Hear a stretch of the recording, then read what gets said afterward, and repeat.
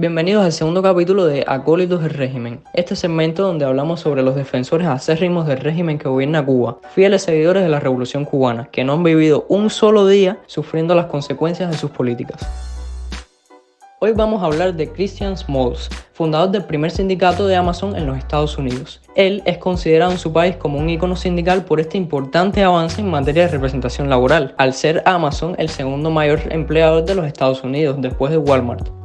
Tristemente vamos a tocar una cuestión controvertida, pues Smalls en relación a Cuba no ha mantenido el mismo discurso crítico que tiene para con su país, sino todo lo contrario. Hace unos días, el conocido sindicalista fue objeto de controversia cuando visitó Cuba junto a una delegación de su sindicato y sostuvo una reunión con Miguel Díaz-Canel. Después, en sus redes sociales comenzó a difundir propaganda sobre la situación de Cuba, no solo condenando las sanciones estadounidenses como es habitual en los activistas extranjeros que respaldan el régimen cubano, sino directamente romantizando la situación del país e incluso su sistema laboral y sindical. La realidad es que en Cuba no existe libertad sindical. Como se ha explicado en videos anteriores, Cuba es un estado de partido único con el Partido Comunista como única formación política legal. Asimismo, esto se ve acompañado de numerosas organizaciones de masas, que son las únicas asociaciones habilitadas para representar determinados estamentos de la sociedad. En el caso de los trabajadores, la Central de Trabajadores de Cuba, o CTC, ocupa este lugar. Como también hemos señalado anteriormente, el papel de estas organizaciones, y en particular de la CTC, es mayormente vacío y no tiene otra función que actuar como órganos de control totalitario y difusión del discurso oficialista. No ejercen realmente ningún papel en defensa de los trabajadores cubanos. El primer empleador en Cuba es el Estado, y la única organización sindical responde al Estado. Por lo tanto, no están las condiciones para que los trabajadores se defiendan de cualquier arbitrariedad por parte de sus superiores laborales. No existe ni remotamente forma de hacer lo que Smalls ha podido hacer en los Estados Unidos.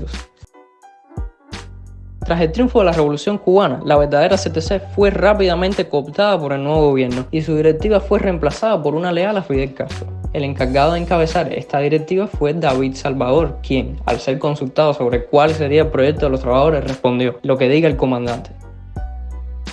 A partir de ahí, la narrativa del régimen cubano sostiene que el gobierno está controlado por los trabajadores y que cualquier huelga sería, por lo tanto, contraria a los intereses de la Revolución Cubana. En los años 70, la CTC adquirió un compromiso colectivo con el trabajo, según el cual los trabajadores se comprometen a cumplir y sobrecumplir las normas de trabajo, ahorrar materia prima y energía, aportar trabajo voluntario y evitar el ausentismo, las llegadas tarde y cualquier otra violación de la disciplina laboral. El sindicato único se consolidó como una herramienta de control del régimen, por lo tanto, en Cuba no existe el derecho a huelga. Smalls dice que la sindicalización es importante para la seguridad laboral, los salarios dignos, el tiempo libre pagado y la licencia médica. Tienes razón. Ahora bien, respecto a la situación de Cuba, gobernada bajo el régimen que defiende, muchos reportes evidencian una situación preocupante de los derechos de los trabajadores en la isla. Los más comunes son condiciones precarias, salarios injustos y falta de estabilidad laboral. Incluso se han dado casos de acoso sexual contra trabajadoras por parte de sus superiores. Se han reportado presiones a los trabajadores para que participen en actividades políticas, incluyendo la misma marcha del 1 de mayo, o que concurran a votar en las elecciones bajo la amenaza de ser marcados como posibles opositores al sistema, lo que podría conducir a sanciones o incluso a su despido.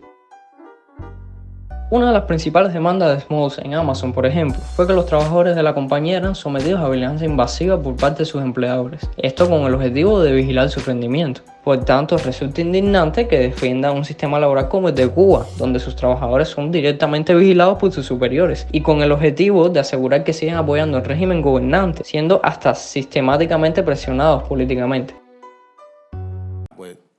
That's the reason why we're here today. That's the reason why I'm here to represent the workers who make these companies go. En contexto cubano, comprendemos que cada país es un mundo, y las demandas que Christian Smalls ha hecho a favor de los trabajadores de Amazon en los Estados Unidos son legítimas. Es precisamente por eso que condenamos que Smalls actúe con la doble moral de exigir mejores derechos laborales para los estadounidenses mientras se reúne con los jerarcas de un régimen totalitario, que no solo viola descaradamente los derechos laborales y la libertad sindical, sino que nunca le daría el margen para hacer lo mismo en Cuba. Eso lo convierte, muy a nuestro pesar, en un acólito del régimen. Te invitamos a seguirnos en Twitter como @contextocubano y a visitar nuestro canal de Telegram, ahí estamos también como Contexto Cubano, y a suscribirte acá abajo. Vamos a seguir intentando ampliar nuestros espacios de difusión sobre la realidad de nuestra isla. Gracias por tu atención.